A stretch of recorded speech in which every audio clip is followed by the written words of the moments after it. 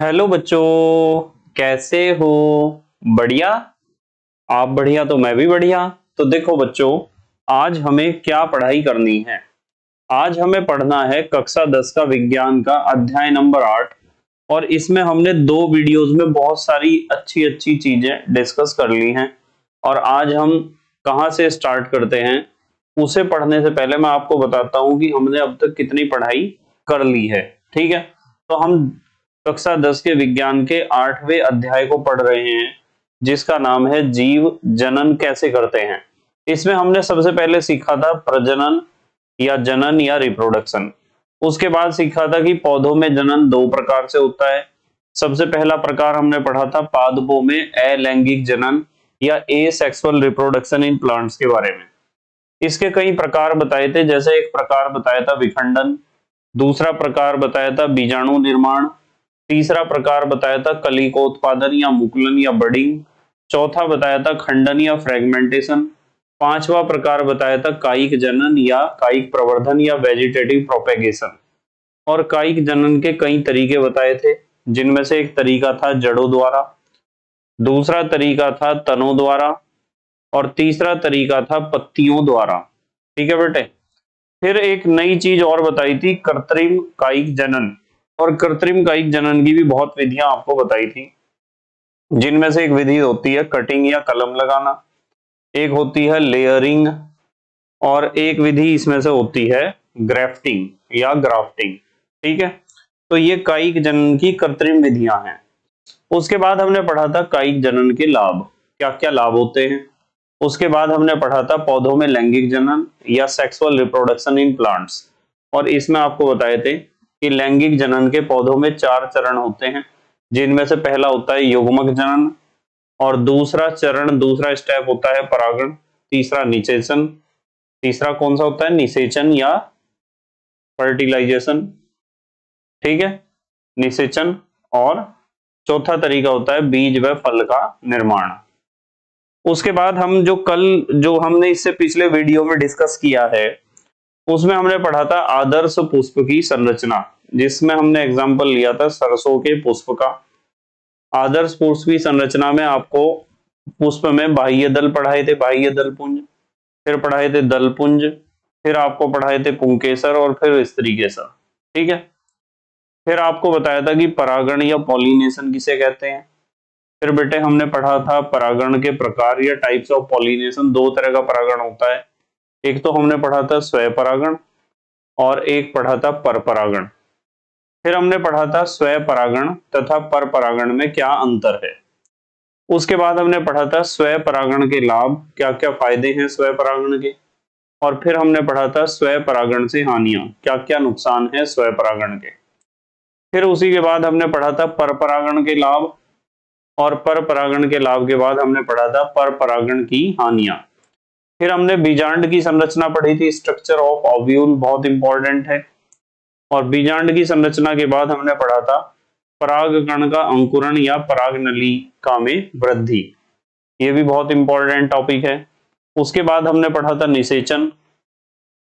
निषेचन के बाद हमने पढ़ा था परागण तथा निषेचन में क्या अंतर होता है। उसके बाद ये बहुत इंपॉर्टेंट टॉपिक है, निषेचन के बाद पुष्प में होने वाले परिवर्तन। ठीक है, और फिर हमने समझा था बीज का अंकुरण। फिर हमने समझा था लैंगिक, अलैंगिक और लैंगिक जनन में अंतर क्या होता है। तो इस तरीके से हमने कल बहुत सारी चीजें प्लांट्स के बारे में रिप्रोडक्शन हमने पूरा पढ़ लिया था कल। और आज हमें डिस्कस करना है जंतुओं में जनन। तो यहां से हम पढ़ना शुरू करेंगे, एक एक पॉइंट को बिल्कुल ध्यान से समझेंगे सब बच्चे। तो आज का हमारा मेन टॉपिक रहेगा जंतुओं में जनन, या हम कह सकते हैं रिप्रोडक्शन इन एनिमल्स। तो आपको पता होना चाहिए कि जंतुओं में जनन मुख्यतः दो विधियां इसकी होती है। अलैंगिक जनन होता है एक तो, और एक होता है लैंगिक जनन। तो सबसे पहले हम बात कर लेते हैं जंतुओं में अलैंगिक जनन की, या एसेक्सुअल रिप्रोडक्शन इन एनिमल्स। तो इसमें आपको ध्यान रखना है कि अलैंगिक जनन की एक विधि है, जिसका नाम है विखंडन द्वारा जनन, यानी टूटना। इसमें क्या होता है, एक कोशिकीय जीवों का दो या दो से अधिक भागों में टूटकर नए जीवों का निर्माण करना। जो भी एक कोशिकीय जीव हैं वे दो या दो से अधिक भागों में टूट जाते हैं और जितने भी भागों में वो टूटते हैं उतने ही नए जीवों का निर्माण हो जाता है। जैसे अमीबा में ऐसा ही होता है, विखंडन द्वारा जनन, पैरामीशियम में भी, युगलिना में भी, ये सब इसी के एग्जाम्पल हैं। और आपको यहाँ एक चित्र नजर आ रहा होगा, ये जो पिंक कलर का आपको चित्र आ रहा है, दिखाई दे रहा है, इस चित्र में समझाया गया है अमीबा में द्विविखंडन। अमीबा की एक कोशिका है, वो धीरे धीरे साइज में बढ़ रही है और फिर बीच में से वो टूटने को तैयार है और टूटकर इस वाले हिस्से ने तो ये नया अमीबा बना लिया और इस वाले हिस्से ने ये वाला नया अमीबा बना लिया। तो ये अमीबा का निर्माण हो रहा है टूटने की क्रिया द्वारा, विखंडन की क्रिया द्वारा। क्योंकि दो भागों में विखंडन हुआ है इसलिए कहते हैं इसे द्विविखंडन। इसके अलावा ये ग्रीन कलर का जो दूसरा एग्जाम्पल है वो है अमीबा में बहुविखंडन द्वारा। देखो अमीबा की एक हमारे पास कोशिका है और इसमें बहुत सारे छोटे छोटे क्या बन जाते हैं, स्पोर्स। ये छोटे छोटे क्या बने हुए हैं, एक ही कोशिका में बहुत सारे स्पोर्स बन गए, ठीक है, इस तरीके से। फिर क्या हुआ, इनमें से हर एक स्पोर अलग हो जाता है टूट के। तो इसमें स्पोर जिस आवरण से ढका होता है, जिस आवरण के अंदर बंद होता है, उस आवरण या कवर को कहते हैं स्पोर केस। इसके बिल्कुल बीच में यहाँ क्या होता है, केंद्रक होता है। केंद्रक के चारों तरफ क्या भरा होता है, कोशा द्रव्य या साइटोप्लाज्म या कोशिका द्रव्य। अब क्या होता है कि ये जो स्पोर केस है ना बाहर का, ये देखो आगे क्या हुआ, स्पोर केस जो था वो तो हमारा हो जाता है अलग, और सीसु अमीबा यानी अमीबा का बच्चा वो अलग निकल जाता है स्पोर केस से बाहर। तो अमीबा के ही दोनों चित्र हैं। पहले चित्र में समझाया गया है कि अमीबा में द्विविखंडन कैसे होता है, उसमें दो हिस्सों में कैसे टूटता है अमीबा, और दूसरे चित्र में सिखाया गया है कि अमीबा में बहुविखंडन कैसे होता है स्पोर के निर्माण द्वारा। ठीक है, तो ए सेक्सुअल रिप्रोडक्शन इन एनिमल का एक तरीका तो ये है विखंडन। दूसरा तरीका ये है जो लिखा हुआ है यहाँ नंबर 2, कलिकोत्पादन द्वारा। अब जैसे कि यहाँ चित्र देखो, ये चित्र किसका है, हाइड्रा का। हाइड्रा में एक कली निकलनी शुरू हुई नीचे, फिर क्या हुआ, इस कली में ये आपके टेंटिकल्स भी निकलने शुरू हो गए और फिर कुछ दिनों बाद ये कली क्या होगी, जो मुख्य अमीबा था, सॉरी मुख्य हाइड्रा था, उससे अलग हो गई। तो कलिका बनी और नए जीव का निर्माण हो गया। कली का उत्पादन इसे ही कहते हैं। हाइड्रा तथा साइकन जैसे जीवों के शरीर पर एक कली बनती है जो बाद में विकसित होकर पूरे जीव में बदल जाती है। तो एक कली बनती है जो बाद में विकसित होकर किसमें बदल जाती है, पूरे जीव में। ठीक है, अब आते हैं तीसरा तरीका, एसेक्सुअल रिप्रोडक्शन इन एनिमल्स का पुनरुद्ध भवन। इसमें क्या होता है कि आप देख रहे हैं यहाँ ये जो जीव मैंने चित्र में बना रखा है ऑरेंज कलर का, इसका नाम है प्लेनेरिया, और ये 3 हिस्सों में टूट गया, 1, 2 और 3, और तीनों हिस्सों से नए प्लेनेरिया बन गए। देखो नए प्लेनेरिया बन गए। तो पुनरुद्ध भवन का क्या मतलब है, शरीर अनेक भागों में टूटता है तथा प्रत्येक भाग से नए जीव का निर्माण हो जाता है, जैसे प्लेनेरिया, प्रोटोजोन्स, सिलेंट्रेट्स, चपटे कृमि आदि। इन सब में क्या होता है, पुनरुद्ध भवन द्वारा, यानी जितने हिस्सों में वो टूट जाएगा उतने ही हर एक पार्ट नए जीव का निर्माण करेगा। इसे कहते हैं अलैंगिक जनन की पुनरुद्ध भवन विधि। ठीक है, अब देखो जो इस बार हमारे पास टॉपिक है ये इंपॉर्टेंट है बहुत ज्यादा, यहां से आपको बहुत सीरियसली समझना पड़ेगा हर एक टॉपिक को। टॉपिक है मनुष्य में लैंगिक जनन या सेक्सुअल रिप्रोडक्शन इन मैन। आपको पता है लैंगिक जनन का क्या मतलब होता है, लैंगिक जनन का मतलब होता है, जनन का मतलब तो आपको पता ही है, जनन कह दो या प्रजनन कहो एक ही बात है, इसका मतलब तो आपको पता ही है। जनन का मतलब होता है अपने समान गुणों वाली नई संतान उत्पन्न करना या अपने समान गुणों वाले नए जीवों को उत्पन्न करना, इसे कहते हैं जनन या प्रजनन या रिप्रोडक्शन। अब जनन में एक होता है जो हमारा हेडिंग है लैंगिक जनन, सेक्सुअल रिप्रोडक्शन। लैंगिक जनन का मतलब यह होता है कि जब जनन की क्रिया में नर और मादा दोनों हिस्सा लेते हैं, इक्वली पार्टिसिपेट करते हैं, male and female. Male and female नर और मादा युग्मकों के मिलने से जब जनन की क्रिया या रिप्रोडक्शन संपन्न होता है तो इसे कहते हैं लैंगिक जनन या सेक्सुअल रिप्रोडक्शन। तो इसमें आपको मनुष्य में लैंगिक जनन में सबसे पहली बात क्या सीखनी है? सबसे पहली बात सीखनी है कि सबसे पहले अर्धसूत्री विभाजन होता है।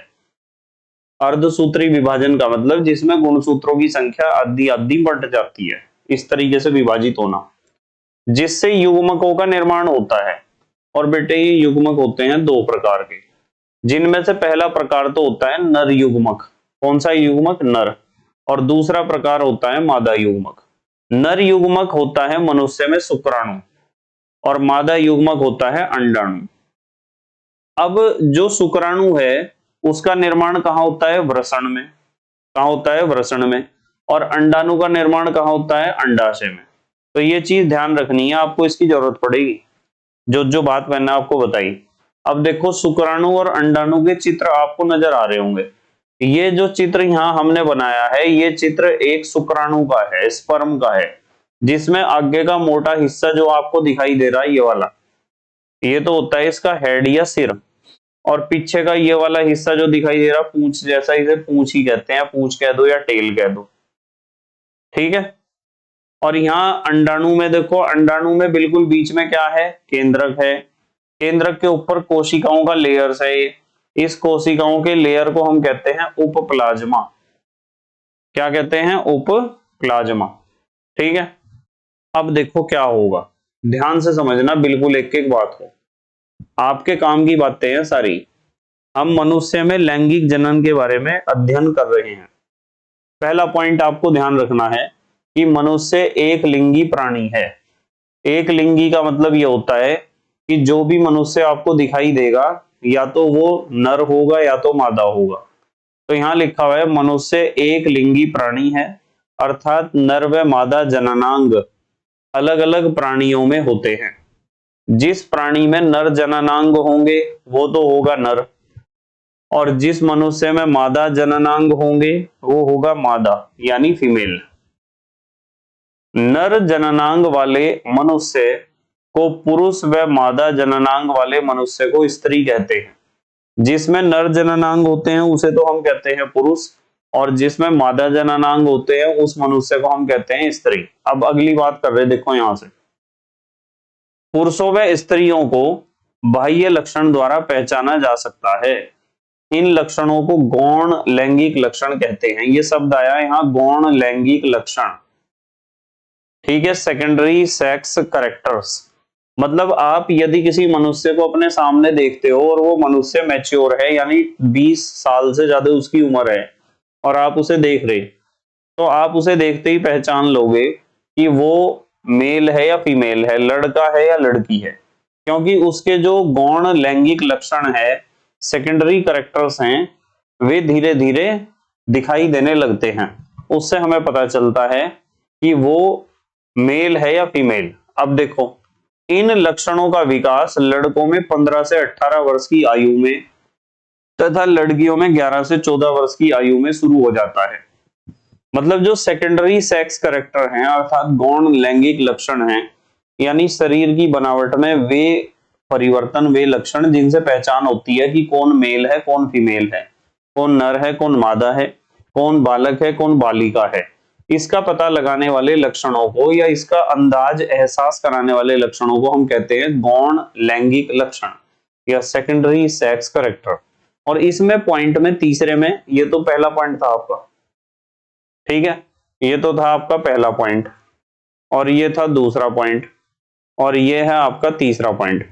तीसरे पॉइंट में आपको बताया गया कि लड़कों में जो गौण लैंगिक लक्षण है वे 15 से 18 वर्ष की आयु में शुरू हो जाते हैं।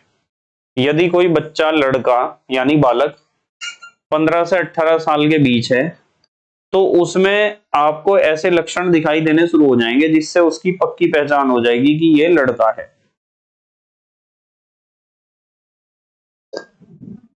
ठीक है, जैसे जैसे कंधे चौड़े हो जाना, ऐसे चौड़े हो जाते हैं कंधे, दाढ़ी मूंछ आ जाती है, आवाज मोटी हो जाती है, और बिहेवियर थोड़ा चेंज हो जाता है। ठीक है, सॉफ्ट नहीं रहता बिहेवियर।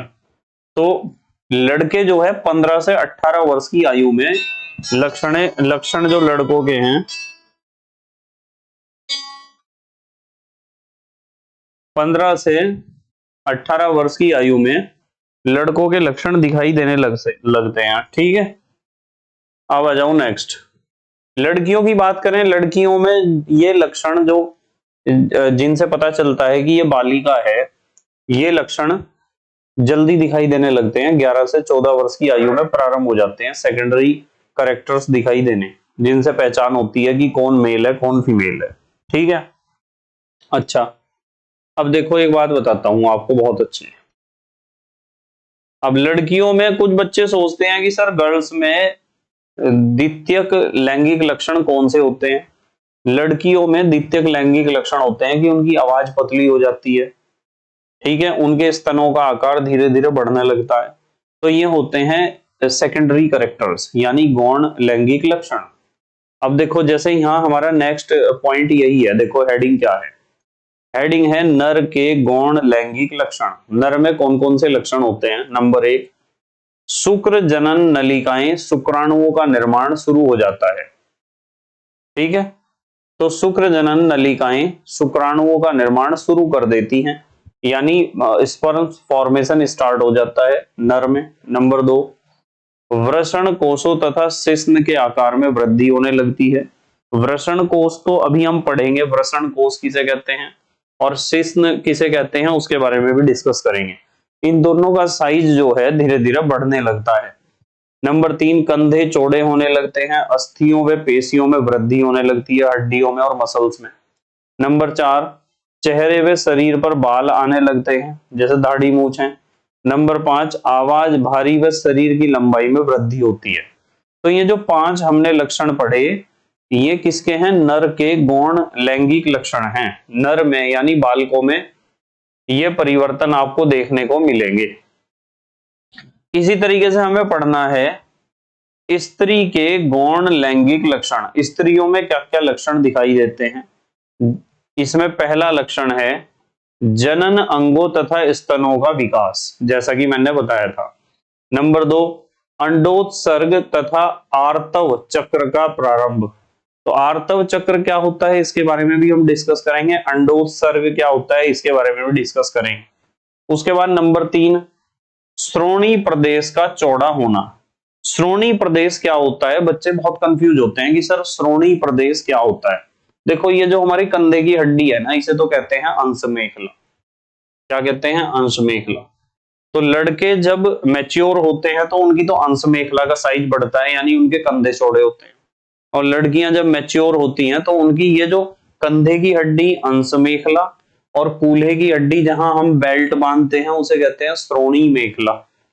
तो बालिकाओं में मैच्योर होने पर श्रोणी प्रदेश यानी श्रोणी मेखला के आसपास का जो क्षेत्र है वो साइज में बढ़ने लगता है, चौड़ा होने लगता है। ठीक है, उसके बाद आते हैं नंबर 4 पर, कक्षीय व जघन बालों का उगना। कक्षीय बाल का मतलब जहां हमारे जोड़, जैसे कि यहाँ है अंडर आर्म्स, इसे कहते हैं कक्ष या ब्रैकेट। तो कक्षीय और ऐसी जगह जहां भी इस तरह के ज्वाइंट होंगे, इस तरह के, वहां बाल उगने प्रारंभ हो जाएंगे। तो ये भी सेकेंडरी सेक्स करेक्टर है। तो इस तरह आप बालक और बालिकाओं के सेकेंडरी सेक्स करेक्टर्स को देख पाओगे। चलो अगली बात कर रहे हैं। अब हम बात करेंगे नर जनन तंत्र की।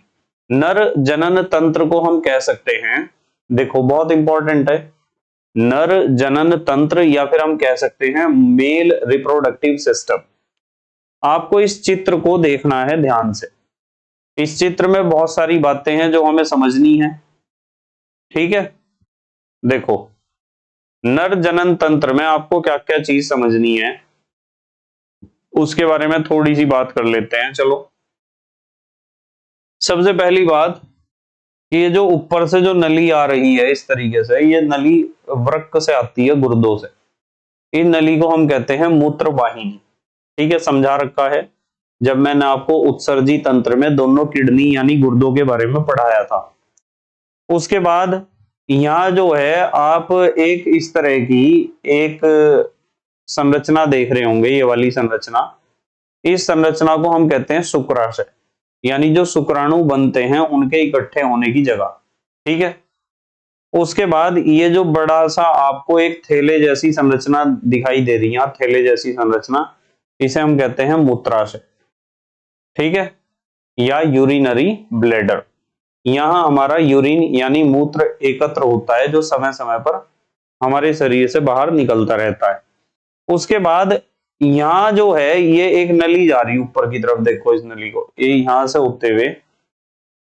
से होते हुए नली जा रही इस जगह से ऐसे, और ये नली यहाँ जाते जाते जाते यहाँ चली जाती है शुक्राशय में। ये जो नली है वो कहाँ से आ रही, देखो इस जगह को देखो, इसे क्या कहते हैं, इसे कहते हैं वृषण। वृषण से आ रही। ठीक है, वृषण को इंग्लिश में कहते हैं टेस्टिस। ये हमारी शरीर से जो हमारी उदर गुहा है उससे बाहर लटके रहते हैं वृषण या टेस्टिस, दो होते हैं। तो इनसे नली जो आती है ना ऊपर की तरफ, उस नली को कहते हैं शुक्र वाहिका या शुक्र वाहक। शुक्र माने शुक्राणु यानी स्पर्म्स। तो स्पर्म बनते कहाँ हैं, वृषण में, और जाते कहां से हैं, शुक्र वाहक या शुक्र वाहिका द्वारा, और स्पर्म कैनाल भी कह सकते हैं इसे। और कहां जाके इकट्ठे होते हैं, शुक्राशय में इकट्ठे होते हैं, एकत्र होते हैं। उसके बाद एक ग्रंथि होती है, ये यहां लिखा हुआ है पुरुष ग्रंथि या प्रोस्टेट ग्लैंड। ये प्रोस्टेट ग्लैंड यहां होती है इस जगह ये। ठीक है, उसके बाद ये शिश्न है, ये जो संरचना आपको दिखाई दे रही ये भी हमारे शरीर के बाहर ही होती है, इसे कहते हैं शिश्न या पेनिस कह सकते हैं हम इसे, शिश्न या पेनिस। और इसके अंदर यहां से आती है एक नली, मूत्राशय से होकर आती है जिसे कहते हैं मूत्र मार्ग। ठीक है, या यूरिनरी ट्रैक। ठीक है, और इस शिश्न के आगे का भाग इस तरीके से होता है, थोड़ा फूला हुआ, जिसे कहते हैं शिश्न मुंड। ठीक है, और उसके आगे जो छिद्र होता है या उसके ऊपर जो कवर चढ़ा होता है उसे कहते हैं अग्रछद। समझ में आ रही बात। और अब आप देखो कि यहां लिखा हुआ है राइट साइड में स्खलनीय वाहिनी। स्खलनीय वाहिनी यही प्रोस्टेट के पास होती है नली, जिससे स्खलन वाहिनी का मतलब भाई यहां दो नलियां हैं, एक तो है मूत्र मार्ग और एक है स्खलनीय वाहिनी। जो मूत्र मार्ग है उससे होकर तो मूत्र निकलेगा बाहर शरीर से, यानी हमारा यूरिन बाहर निकलेगा, और जो स्खलनीय वाहिनी है उससे आता है हमारा वीर्य। क्या आता है, वीर्य, जिसमें शुक्राणु होते हैं, बहुत सारे स्पर्म्स होते हैं। ठीक है, ध्यान रखना इस चीज का, आगे पढ़ेंगे, लिखवा रखा। और यहाँ जो दिखाई दे रहा आपको, ये बहुत एक बड़ा सा थैले जैसी संरचना दिखाई दे रही है, बैग जैसी, इसे कहते हैं मलाशय। ठीक है, या रेक्टम कह सकते हो। और उसके बाद यहाँ जो छिद्र होता है जिससे मल बाहर निकलता रहता है समय समय पर, उसे कहते हैं गुदा या एनस। ठीक है, और एक नीचे लिखा हुआ है कंद मूत्र पथ ग्रंथि। ये जो है यहाँ प्रोस्टेट के आगे होती है ग्रंथि। ठीक है, चलो ये संरचना आपको आनी चाहिए बनानी बेटे, ये संरचना आपको जरूर बनानी आनी चाहिए। अब पढ़ते हैं इसके बारे में। नर जनन तंत्र, इसमें मैंने बहुत सारे नाम इसमें आपको दिखाई दे रहे, तो थोड़े जरूरी नहीं है कि आप सारे नाम ही लिखो, थोड़े नाम लिख लो। अच्छा, यदि आपको ऐसे समझ में नहीं आती, आपको जो है नर जनन तंत्र मान लो ऐसे समझ में नहीं आ रहा, ये चित्र आपको थोड़ा सा मुश्किल लग रहा, तो इसके नीचे एक और चित्र है, इसे देखो जरा ध्यान से। इस वाले चित्र को देख लो आप, इस वाले चित्र की बात कर रहा मैं। इसमें मूत्रवाहिनी, ठीक है, ये तो मूत्रवाहिनी है, ये यहाँ गई और ये भी यहाँ गई, ये दोनों मूत्रवाहिनी है। और यहाँ जो थैला सा आपको दिखाई दे रहा, इसे कहा मूत्राशय। क्या कहा, मूत्राशय। और यहां से नली आ रही, देखो इधर, ये कहां से आ रही, वृषण से ऊपर जा रही है, तो इसे कहते हैं शुक्रवाहक। और जहां इकट्ठा होते हैं शुक्राणु जाकर उसे कहते हैं शुक्राशय। नीचे ग्रंथि होती है ये वाली इस तरह की, इसे कहते हैं प्रोस्टेट या पुरुष ग्रंथि। उसके बाद ये अधिवृषण का मतलब वृषण के ऊपर का भाग, शुक्र वाहिका इसके अंदर ही होती है, बहुत सारी वृषण के अंदर ही बहुत सारी नली लिपटी भी होती है और फिर बाहर भी निकलती है। वृषण जालिका, वृषण पालिकाएं यानी हिस्से। चाहे आप इस चित्र को ऐसा ना बनाओ कठिन सा, इधर राइट साइड में जो आसान सा लेफ्ट साइड में दे रखा है ना वृषण, खाली ये बना दो। उसके बाद आपको पता है कि यहाँ ये ऊपर से नीचे जो आ रहा है ये ऐसी संरचना, इसे कहते हैं शिश्न या पेनिस। और इसमें जो अगला हिस्सा है ये इसे कहते हैं शिश्न मुंड। तो आप चाहो तो ऐसा चित्र बना सकते हो, चाहे तो आप वैसा चित्र बना लो, चाहे तो आप ऐसा चित्र बना लो, मर्जी आपकी है। चलो खैर थोड़ा सा पढ़ते हैं इसके बारे में। नर जनन तंत्र के, नर जनन तंत्र में वृषण, अधिवृषण, शुक्रवाहिका, शुक्राशय, प्रोस्टेट ग्रंथि, काउपर ग्रंथि, शिश्न आदि होते हैं। तो ये सारी चीजें होती हैं, इनमें से कुछ के नाम मैंने लिखवाए और वैसे पढ़ाई तो आपको बहुत सारे अभी चित्र में। ठीक है, चलो अगली बात करते हैं। अगली बात, शुक्राशय प्रोस्टेट ग्रंथि व काउपर ग्रंथि से निकला द्रव शुक्राणु द्रव का अधिकांश भाग बनाते हैं। जो शुक्राणु द्रव है जिसे हम कहते हैं वीर्य, उसका अधिकांश भाग शुक्राशय, प्रोस्टेट ग्रंथि और काउपर ग्रंथि से निकलने वाला द्रव होता है। जो इन ग्रंथियों से द्रव निकलता है वही वीर्य का सबसे ज्यादा हिस्सा बनाता है। ठीक है, अब देखो चलो वृषण की बात करते हैं। वृषण या टेस्टिस, हमारे शरीर में वृषण होते हैं एक जोड़ी यानी दो, और वृषण कोषों में स्थित होते हैं। वृषण से 6 मीटर लंबी नली निकलती है, एक वृषण के अंदर से 6 मीटर लंबी नली निकलती है जिसे कहते हैं शुक्रवाहिनी। और इसका अधिकांश भाग वृषण कोषों में कुंडलित होता है, यानी वृषण 6 मीटर तो बहुत बैठेगा और बाहर तो 6 मीटर नहीं है, वो ज्यादातर अंदर ही कुंडलित है। अधिकांश भाग वृषण कोषों में कुंडलित रहता है जिसे कहते हैं एपिडिडाइमस, एपिडिडाइमिस कह सकते हो उस कुंडलित नलिका को, शुक्रवाहिनी को, जो वृषण के अंदर ही कुंडलित रहती है। ठीक है, और यहां देखो दूसरा भाग मूत्र नाल में खुलता है। मूत्र नाल शिश्न के दूसरे सिरे पर खुलती है। ठीक है, ध्यान रखना इस चीज को, क्या बता रहा मैं। अब देखो यहां देखो, यहां से शुक्र वाहिनी जिस स्थान पर मूत्र वाहिनी से मिलती है वहां शुक्राशय व प्रोस्टेट ग्रंथि स्थित होती हैं। अगला पॉइंट, शुक्राशय व प्रोस्टेट ग्रंथियां एक क्षारीय द्रव स्रावित करती हैं जिससे शुक्राणु जीवित रह सके। कभी कभी बच्चे पूछते हैं कि सर ये जो है शुक्राशय और प्रोस्टेट ग्रंथि, इनका क्या काम है। तो शुक्राशय में तो शुक्राणु इकट्ठे रहते हैं, प्रोस्टेट ग्रंथि में इन दोनों से एक द्रव निकलता है जो क्षारीय होता है, प्रकृति में बेसिक होता है, और इससे शुक्राणु जीवित रहते हैं।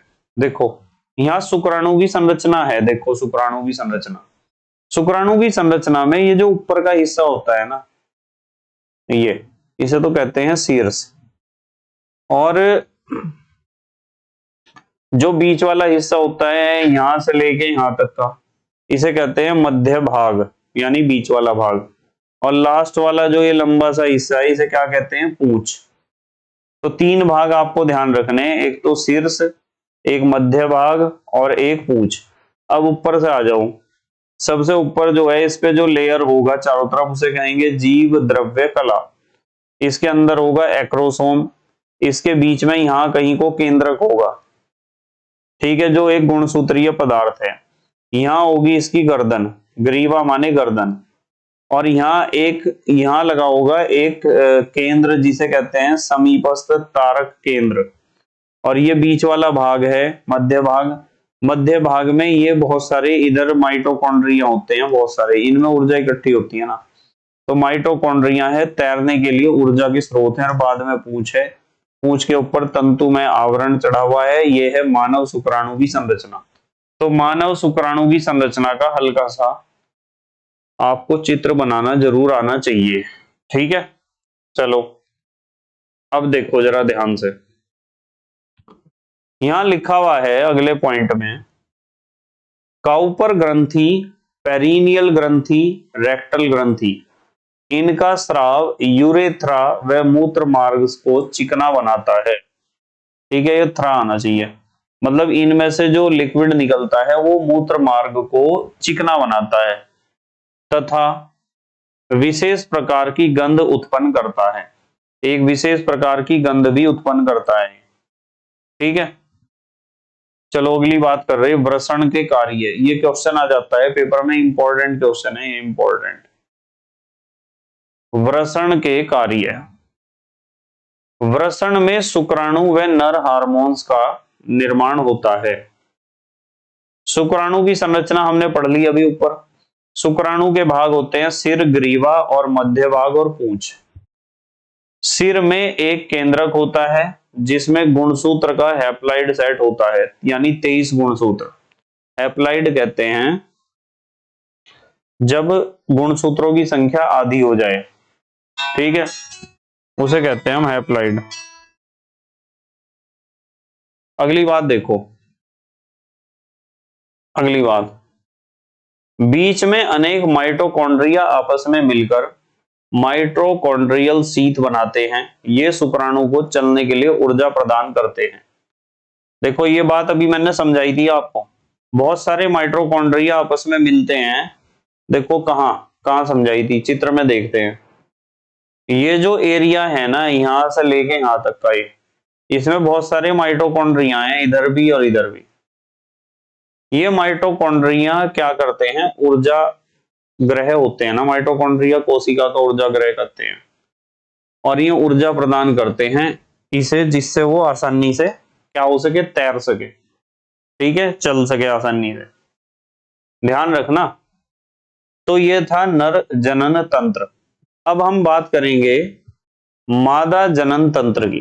किसकी बात करेंगे, मादा जनन तंत्र। मादा जनन तंत्र में इसके मुख्य अंग 2 अंडाशय होते हैं इसमें, ये अंडाशय, एक तो ये है और एक तो ये है, 2 तो अंडाशय। अंड वाहिनियां, अंड वाहिनियां ये हैं, यहां से अंडे अंडे जाएंगे और यहां रुकेंगे। ये अंड वाहिनियां हैं जो मैंने रास्ते बनाए। गर्भाशय, ये बीच का जो त्रिभुजाकार आपको भाग नजर आ रहा है इसे ही कहते हैं हम गर्भाशय। योनि, योनि इसे कहते हैं इस भाग को, ये वाला भाग जो है अभी समझेंगे इसे। एवं भग होते हैं, अंडाशय वृक्क के नीचे उदर गुहा में होते हैं। मतलब अंडाशय के जैसी ग्रंथि है जो मेल्स में पाई जाती है उसे कहते हैं वृषण, टेस्टिस। तो वृषण तो होते हैं शरीर के बाहर लटके हुए, पर जो अंडाशय स्त्रियों में होते हैं ना, वे शरीर के बाहर नहीं होते। अब यहां बच्चे इस चीज को लेके कंफ्यूज होते हैं कि सर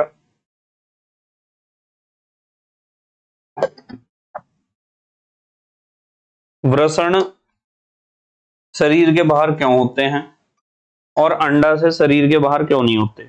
इसका जवाब हालांकि मैंने पहले भी आपको दिया और अब भी मैं आपको बताता हूं कि जो वृषण है ना, वे शरीर के बाहर इसलिए होते हैं क्योंकि शुक्राणु को पैदा होने के लिए, यानी उत्पन्न होने के लिए और जीवित रहने के लिए शरीर के ताप से कम ताप की आवश्यकता होती है, लो टेम्परेचर की जरूरत है।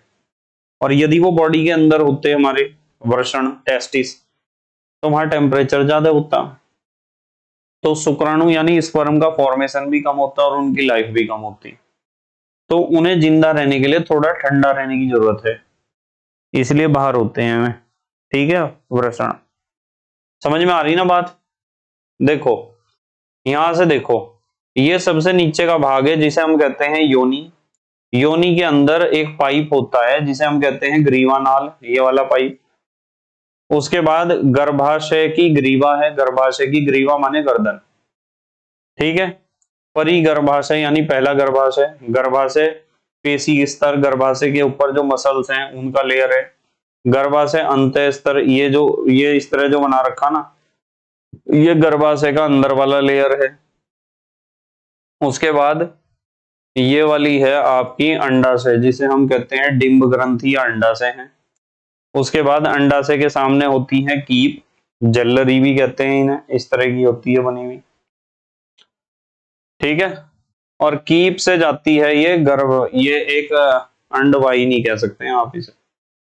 संकीर्ण पथ है, इस्थमस कहते हैं, एम्पुला तुम्बिका भी कहते हैं इसे। ये कुल मिला के आप अंडवाहिनी नलिका या अंडवाहिनी कह सकते हो इसे, पूरी ट्यूब को यहां से लेके और यहां तक। और ये गर्भाशय की गुहा है अंदर, ये गर्भाशय बुग्न या फंडस, ये ऊपर का हिस्सा है गर्भाशय का, ये वाला, ठीक है। तो ये चित्र है, इस चित्र को भी थोड़ा सा प्रैक्टिस आप कर लेना, ठीक है। देखो क्या क्या पढ़ा हमने, यहां से पढ़ते हैं। अंडाशय के पास से अंडवाहिनी अथवा डिंब वाहिनी एक कीप की तरह शुरू होती है, जो आपस में जुड़कर गर्भाशय या यूट्रस बनाती है। गर्भाशय योनि यानी वेजाइना में खुलता है, जो भग यानी युल्वा द्वारा बाहर खुलती है, ठीक है। चलो अगली बात करते हैं। अब देखते हैं आर्तव चक्र या मादा जनन चक्र, या इसे हम, बहुत इंपॉर्टेंट है बेटे, ध्यान से समझना, इंपॉर्टेंट है। क्या पढ़ना है? हमें पढ़ना है आर्तव चक्र, हम कह सकते हैं आर्तव चक्र, ठीक है। इसे आर्तव चक्र भी कहते हैं, और इसके अलावा इसे कहते हैं आर्तव चक्र के अलावा मादा जनन चक्र या मेंस्ट्रुअल साइकिल, या इसे मेंसिस भी कहते हैं। इसके बारे में डिस्कस करना है, बहुत आसान है, एकदम समझ में आ जाएगा सबके, एकदम सबके समझ में आ जाएगा, ध्यान से समझना जरा। 11 से 14 वर्ष की आयु में स्त्रियों में मादा जनन चक्र प्रारंभ हो जाता है। इसकी अवधि लगभग 28 दिन की होती है, 28 दिन की इसकी अवधि है, जिसमें अंडाशय व गर्भाशय में अनेक परिवर्तन होते हैं।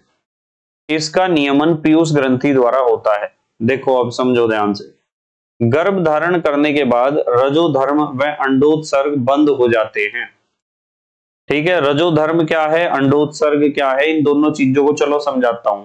आपको ध्यान रखना है कि आर्तव चक्र या मेंसिस या मेंस्ट्रुअल साइकिल का टाइम होता है 28 से 30 दिन का। अब इसमें अंडोत्सर्ग भी होता है और रजोधर्म भी होता है, दोनों का मतलब यहां समझ में आ जाएगा। ये एक इंपॉर्टेंट हेडिंग है, इसे समझना पड़ेगा। अंडोत्सर्ग या ओव्यूलेशन, इसका मतलब क्या है? प्रत्येक 28 से 30 दिन बाद किसी एक अंडाशय से एक अंडा परिपक्व होता है। भाई दो अंडाशय होते हैं ना, एक तो लेफ्ट साइड में एक तो राइट साइड में, दो अंडाशय होते हैं। तो हर एक 28 से 30 दिन बाद दोनों अंडाशय में से किसी एक अंडाशय का एक अंडा क्या हो जाता है, मैच्योर, परिपक्व होता है।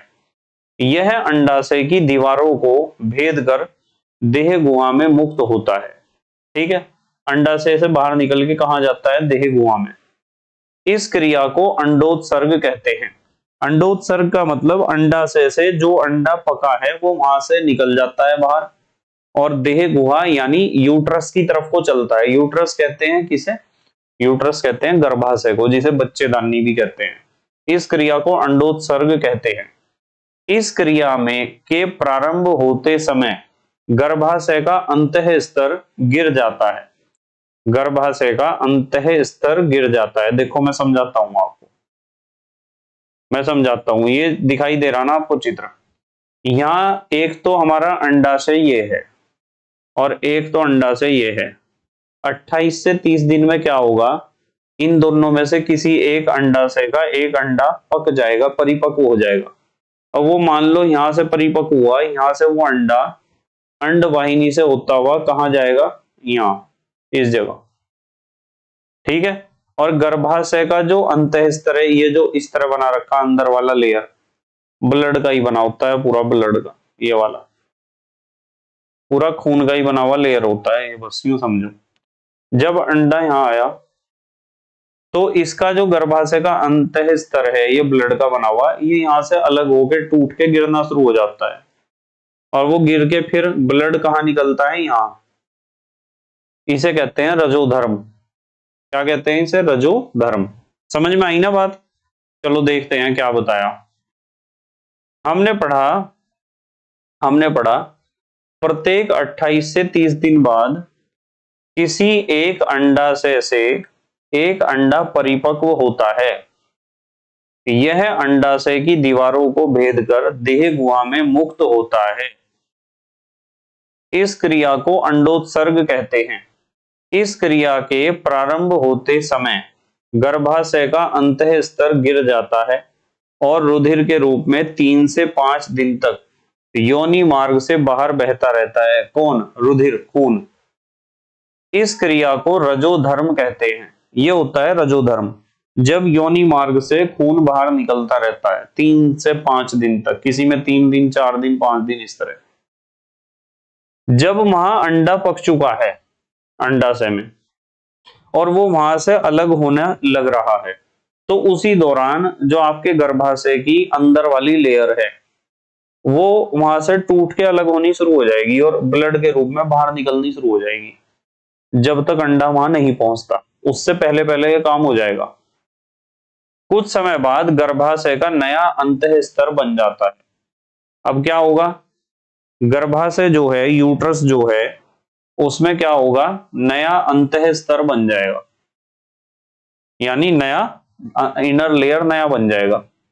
तो यहां लिखा हुआ है कुछ समय बाद गर्भाशय का नया अंतः स्तर बन जाता है।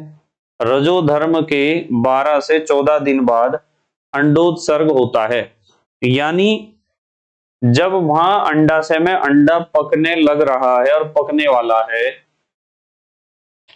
उसी समय जो आपकी गर्भाशय की अंदर वाली दीवार है, वो अंतस्थ त्वचा कह सकते हो या अंतस्थ आवरण, वो वहां से दीवारों से हटना शुरू हो जाएगा, अंदर वाला लेयर जो ब्लड है, और वो निकलना शुरू हो जाएगा 3 से 5 दिन तक बाहर। जब वो बिल्कुल निकल के साफ हो जाएगा, यानी रजोधर्म जब खत्म हो जाएगा, तो रजोधर्म कहते हैं इस ब्लड के बाहर निकलने को।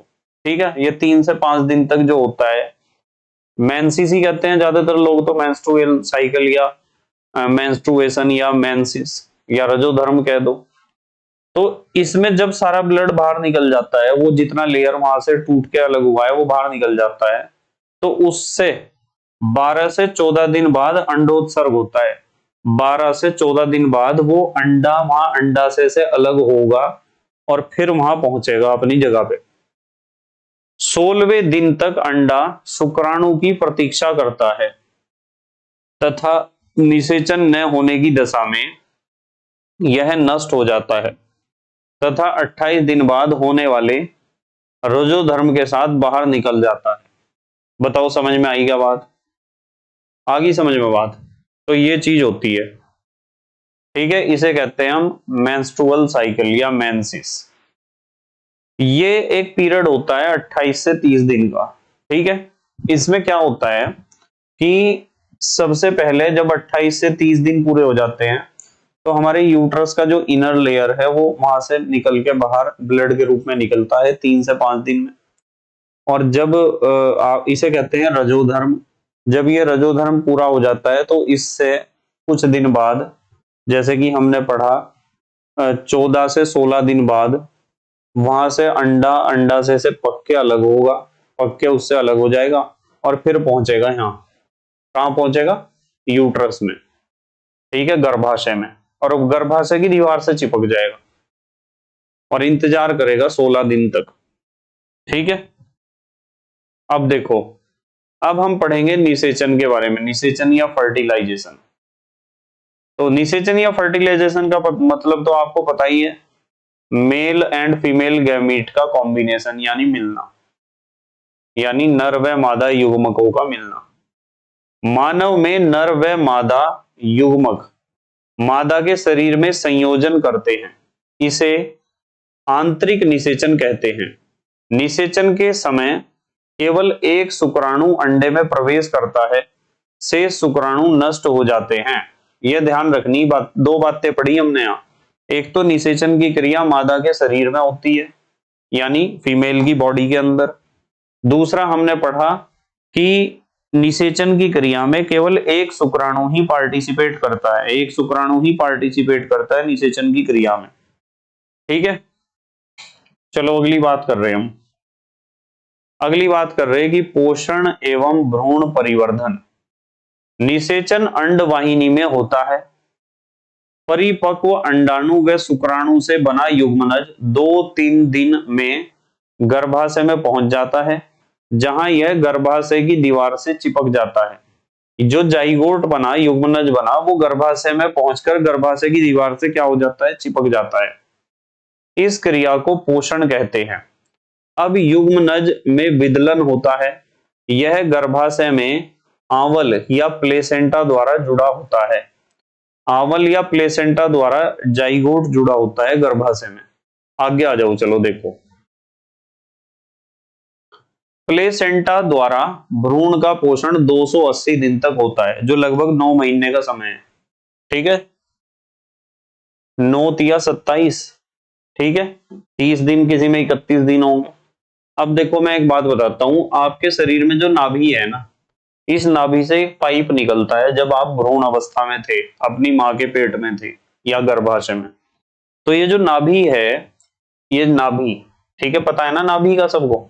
नाभि से एक पाइप निकलता है और वो पाइप जुड़ा होता है माता के गर्भाशय की दीवार से, और वहां से ही हमें भोजन मिलता है। जब माता के पेट में बालक या बालिका, जब बच्चा होता है, तो उसे भोजन उस नली के द्वारा ही मिलता है। नाभि में जो नली है, उस नली को हम कहते हैं प्लेसेंटा। और जब डॉक्टर डिलीवरी करते हैं किसी भी प्रेग्नेंट लेडी की, माता की जब भी डिलीवरी होती है, तो वो जो बच्चा बाहर निकलता है, अब वो बच्चा तो बाहर निकल गया, पर वो पाइप तो जुड़ा हुआ ही है गर्भाशय से माता के पेट के। तो डॉक्टर उसे काटते हैं, उस पाइप को काटते हैं और काट के लगा देते हैं वहां एक चिमटी, यानी उसे बंद कर देते हैं मोड़ के ऐसे। बाद में फिर उसे कट करके थोड़ा फिनिशिंग दे देंगे। पर उस गर्भाशय से जुड़े हुए पाइप को, जो माता के तो गर्भाशय से जुड़ा हुआ है और जो बच्चा है उसकी नाभि से जुड़ा हुआ है, उसे पाइप को ही कहते हैं हम प्लेसेंटा। उसके द्वारा ही तो भोजन मिल रहा भ्रूण को, एम्ब्रियो। ठीक है, 9 महीने तक उसी से ही तो भोजन प्राप्त होता है, इसलिए माता को अच्छा भोजन देना चाहिए। तो ये होता है बेटे। अब हम एक नए टॉपिक पे बात करेंगे, चलो बहुत आसान सा टॉपिक है। भारत की जनसंख्या एक विस्फोट की स्थिति में। देखो यहां आपको क्या क्या सीखना है। यदि हम बात करें सन 1901 की, तो 1901 में हमारे देश की जनसंख्या थी 23 करोड़। 1951 में हुई 36 करोड़। 1991 में हुई 85 करोड़ और 2011 में हुई 121 करोड़। अभी अगली जो जनगणना थी वो 2021 में होनी थी, पर 2021 में जनगणना इसलिए नहीं हो पाई क्योंकि कोविड-19 का कहर इस पूरे संसार पर था, इसलिए। अब देखते हैं जनगणना कब होगी। 22 में तो होनी पॉसिबल नहीं है, शायद 23 में हो। जनसंख्या हमारी जो है, एक बात है देखो यहां लिखा हुआ है, अतः भारत में प्रतिवर्ष 1.8 करोड़ जनसंख्या बढ़ जाती है। हर साल 1.5 करोड़ से ज्यादा लोग हमारे देश में बढ़ जाते हैं, जो एक विस्फोट की स्थिति है। ठीक है, इससे नुकसान क्या है देखो। ये सारी बातें हालांकि आपने पढ़ रखी है, फिर भी मैं थोड़ा सा एक्सप्लेन करूंगा। जनसंख्या वृद्धि का दुष्प्रभाव, पहला है खाद्य समस्या। भाई किसी घर में जितने ज्यादा बच्चे होंगे या किसी देश में जितने ज्यादा बच्चे होंगे, उन बच्चों को उतना अच्छा खाना नहीं मिल पाएगा और ना ही ढंग से खाना उन्हें उपलब्ध हो पाएगा। सीधी बात है, भोजन की समस्या तो आनी ही आनी है यदि जनसंख्या बढ़ी। मान लो एक परिवार में एक ही बच्चा है और एक दूसरा परिवार है उसमें 10 बच्चे हैं, तो एक बच्चा ज्यादा अच्छा भोजन कर सकता है 10 बच्चों की तुलना में, यदि दोनों परिवार के जो मुखिया हैं उनकी इनकम एक जैसी है। नंबर 2, शिक्षा व्यवस्था की समस्या। जितनी ज्यादा जनसंख्या बढ़ती जा रही है, उतना ही ज्यादा हमें स्कूल, कॉलेज, टीचर्स, इनकी जरूरत पड़ती है जो हमें उपलब्ध नहीं हो पाते। इसलिए इतने सारे बच्चों की शिक्षा की व्यवस्था सरकार नहीं कर पाती है ढंग से। ठीक है, जितने भी गवर्नमेंट स्कूल्स हैं उनमें हमेशा टीचर्स की शॉर्टेज रहती है, हमेशा टीचर्स की शॉर्टेज हमेशा रहेगी, और जनसंख्या लगातार बढ़ी रही तो शिक्षा व्यवस्था की तो समस्या आएगी। और यदि इस समस्या को आप किसी परिवार के स्तर पे लेके चलते हो कि किसी फैमिली के बारे में ही देख लो सर, तो एक फैमिली में यदि एक बच्चा है और एक फैमिली में यदि 15 बच्चे हैं, तो पक्की बात है जिस फैमिली में एक बच्चा है उसकी एजुकेशन बहुत अच्छी होगी, वो अच्छी जगह पढ़ाई करेगा, अच्छे स्कूल से, अच्छे संस्थान से, इंस्टीट्यूट से पढ़ाई करेगा। और जिसमें 15 बच्चे हैं, 10 बच्चे जिस घर में, वे कहाँ अच्छे स्कूल में पढ़ लेंगे? ना तो उनका स्कूल अच्छा होगा, ना उनके कोचिंग्स अच्छे होंगे। कोचिंग कर लें वही गनीमत है। ठीक है। नंबर 3, रोजगार की समस्या। सीधी बात है, रोजगार की समस्या यह है कि जब जनसंख्या इतनी ज्यादा बढ़ रही तो आदमियों की संख्या तो बढ़ रही, मनुष्य की संख्या तो बढ़ रही, पर नौकरियां उन्हें कहाँ मिलेंगी? इतनी ज्यादा, इतनी नौकरियां कहां से लेके आए? तो रोजगार की समस्या तो पैदा होनी ही है, पक्की बात है। ठीक है। या फिर यूं कह दो, जब उन्होंने पढ़ाई ढंग से नहीं करी तो उन्हें रोजगार कैसे मिल जाएगा? उन्हें रोजगार भी नहीं मिलेगा। उसके बाद नंबर 4, स्वास्थ्य एवं चिकित्सा सेवाओं की समस्या। वही है, जनसंख्या ज्यादा है और हॉस्पिटल, डॉक्टर्स कम है, तो ये तो सबको सुविधाएं नहीं मिल सकती। नंबर 5, आवास समस्या। रहने की समस्या होगी, जनसंख्या लगातार बढ़ेगी, खेत सारे खत्म होंगे, मकान कितने बनाए? बड़ा परिवार है, एक ही कमरे में गुजारा कर रहा है ना, ऐसा ही होता है ना।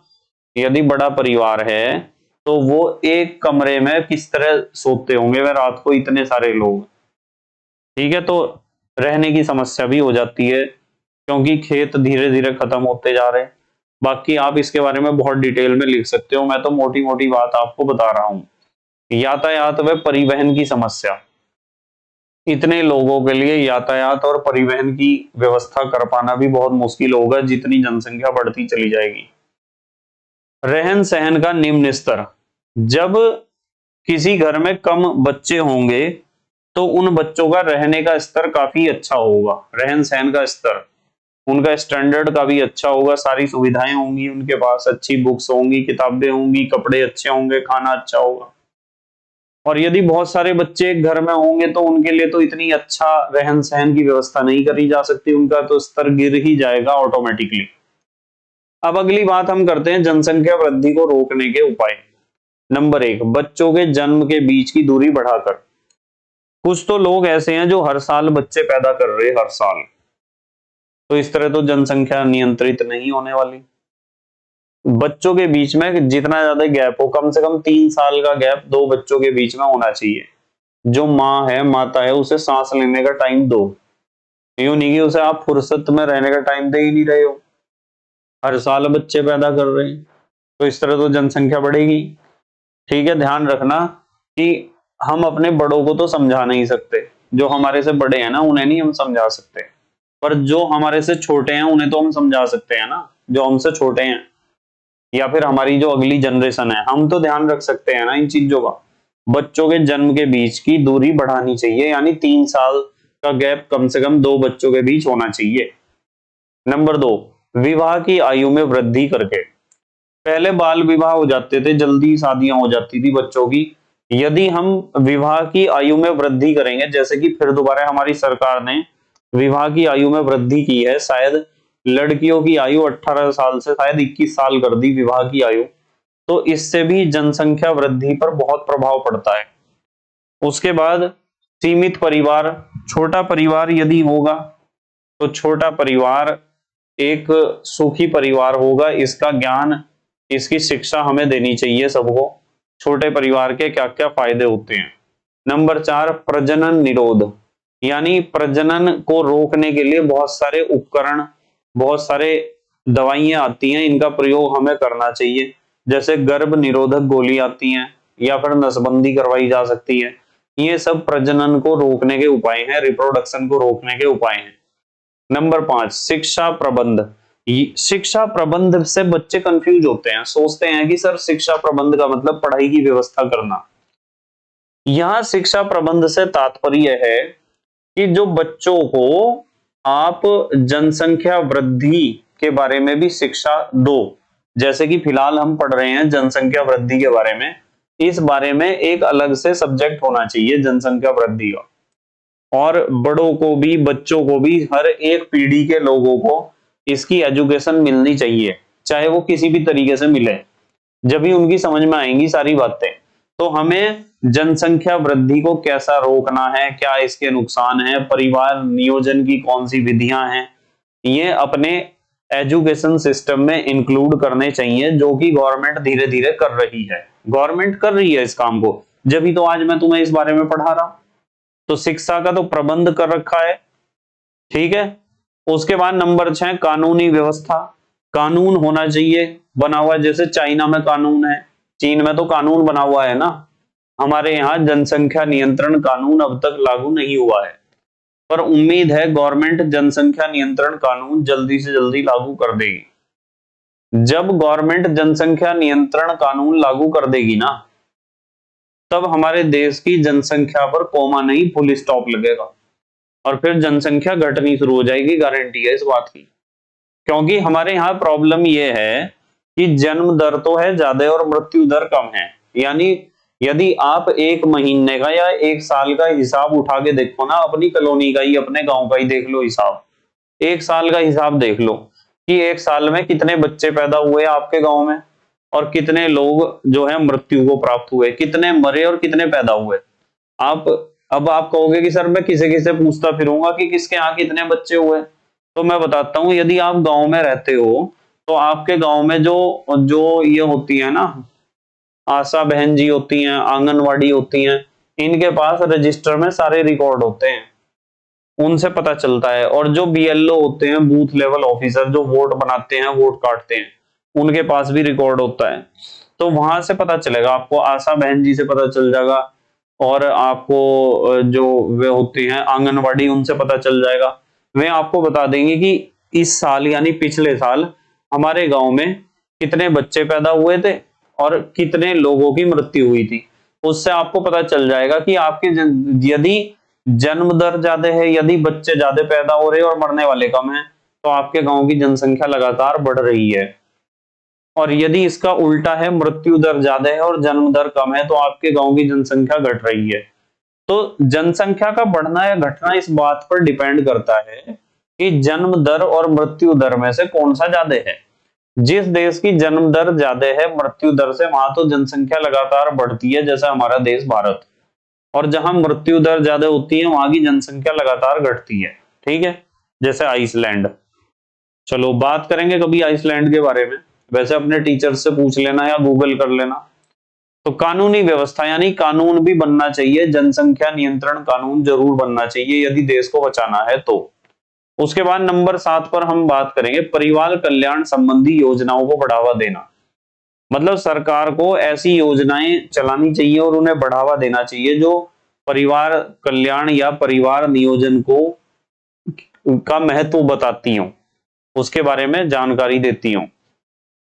उसके बाद अगली बात करते हैं परिवार नियोजन की विधियां। परिवार नियोजन की विधियां का मतलब जनसंख्या वृद्धि को रोकने के क्या क्या तरीके हैं, ठीक है। इसमें पहले नंबर पे हम ए पर पढ़ेंगे अस्थायी विधियां। अस्थायी विधियां जैसे निरोध या कॉन्डम का प्रयोग कर सकते हैं पुरुष, ठीक है। संभोग करते समय निरोध या कॉन्डम का प्रयोग करेंगे तो उससे निषेचन की क्रिया पूर्ण नहीं हो पाती। नंबर 2 लूप या कॉपर टी का प्रयोग कर सकती हैं महिलाएं।